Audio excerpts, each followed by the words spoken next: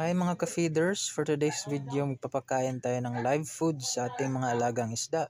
At ang una na nga dyan ay ang ating mga guppies. Itong live foods na pinapakain natin ay tinatawag na chubby fix or yung mga bulate na madalas natin makikita sa kanal na nagkukumpula na parang mga tanso.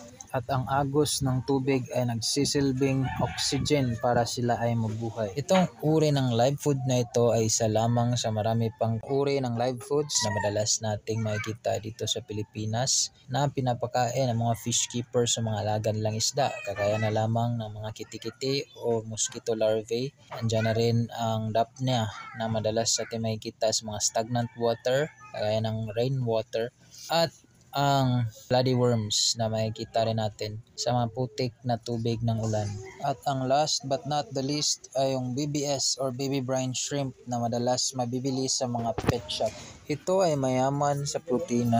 Kaya naman ito ang paboritong binibili ng mga fish keepers na sumasali sa show competition dahil hindi lang ito mabisa sa pagpapalaki ng mga inakay ng mga isda, kundi ito rin ay nagpapanatili at nag-i-enhance sa ganda ng quality at kulay ng isda sapagkat ito ay kasali sa grooming techniques bilang pangunahing pagkain ng isda bago nila isali ang kanilang mga isda sa competition or tinatawag na fish show competition kung saan hindi lang bitbit ng bawat kalahok ang kani-kanilang mga isda kundi bitbit na rin nila ang kani-kanilang mga pangalan at dangal na nagpapatunay kung gaano ba talaga sila kagaling sa pag-aalaga at pag-groom ng kanilang mga isda para mapaganda ang mga ito sa araw ng kompetisyon. Depende sa kategory ng isda na kanilang sinasalihan, whether it's a guppy,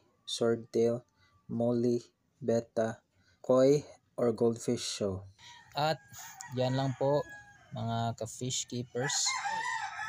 Sana na-enjoy nyo po ang video. Please like, comment, and share this video to others. And don't forget to follow me along with my other links that I posted in the comment section below.